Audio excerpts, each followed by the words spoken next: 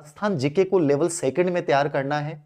कम part जोड़ा है, 130 number का पार्ट, लेवल फर्स्ट में ज्यादा है, लेकिन राजस्थान जीके सेम जोड़ा है। राजस्थान जीके में आरटी 2009 शैक्षिक परिदृश्य को जोड़ा है, जो रिट की साइकोलॉजी के साथ ऑलरेडी आपका तैयार हो रहा है। बस स्कूल मैनेजमेंट के कुछ टॉपिक हैं वो बता दूंगा मैं, क्यों कौन कौन से तैयार करना है। शैक्षिक परिदृश्य में शैक्षिक ढांचा तैयार करना है, मैं इसकी चर्चा कर लूंगा, टेंशन लेने की आवश्यकता नहीं है।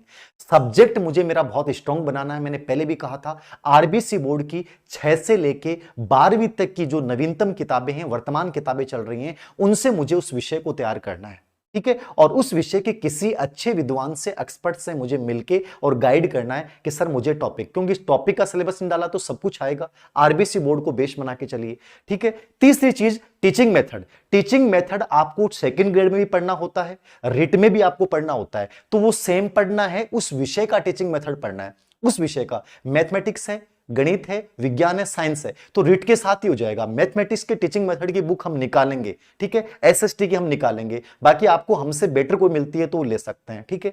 शैक्षणिक मनोविज्ञान, ये आपको पूरा पढ़ना है, बस यहां एक नया टॉपिक और पढ़ना पड़ेगा, शिक्षा मनोविज्ञान अर्थ क्षेत्र प्रकृति। ये नया टॉपिक आपको पढ़ना पड़ेगा जो आपने रिट में नहीं पढ़ा है, वो यहां 20 नंबर के पार्ट में जुड़ा रहेगा। सूचना तकनीकी, ये लेवल फर्स्ट के बच्चों को भी पढ़नी है, लेवल सेकंड के बच्चों को भी पढ़नी है। यहां पे मैंने आपको पहले से कहा है, सूचना तकनीकी में, इंफॉर्मेशन टेक्नोलॉजी में कम्युनिकेशन संप्रेषण टॉपिक ग्रेड फर्स्ट के बच्चों को जो पढ़ना पड़ता है। शिक्षण प्रतिमान जो एक प्रकार टॉपिक है, कंप्यूटर का जो वर्तमान इंटरनेट, कंप्यूटर सहायता प्राप्त अधिगम, कंप्यूटर सहायता प्राप्त फाउंडेशन, कंप्यूटर की जो भूमिका है, ठीक है, मैं कल फिर से कर लूंगा। यदि मेरे से आपको ये लगता है कि सर आप थोड़ा सा और बता दें तो मैं बता दूंगा।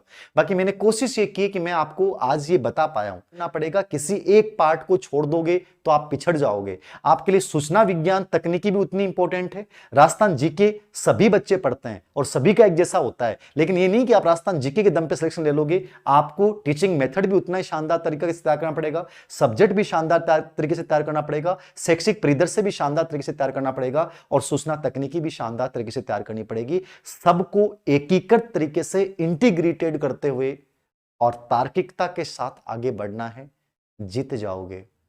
सिलेबस और रिट थर्ड ग्रेड का सिलेबस बहुत ज्यादा इक्वल है, समान है, ठीक है।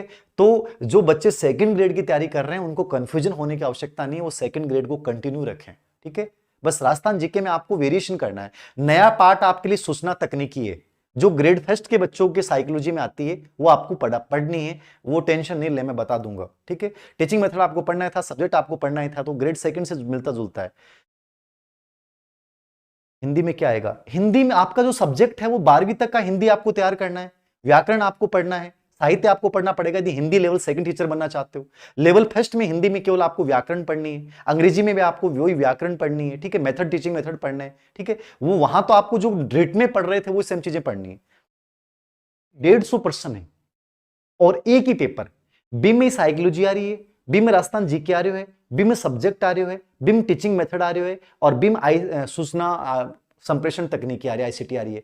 मतलब एक पेपर होगो 2.5 घंटा को, बी माने सब कुछ है और एक दिन में हो जाएगा, ठीक है। हिंदी वाला हिंदी दे लेंगा, सामाजिक वाला समाज दे लेंगा, सबको एक दिन ही होगो पेपर, ठीक है ना। रिट की तरह पेपर होगो, सिंपल सी बात है, एक ही दिन हो जाएगा पेपर।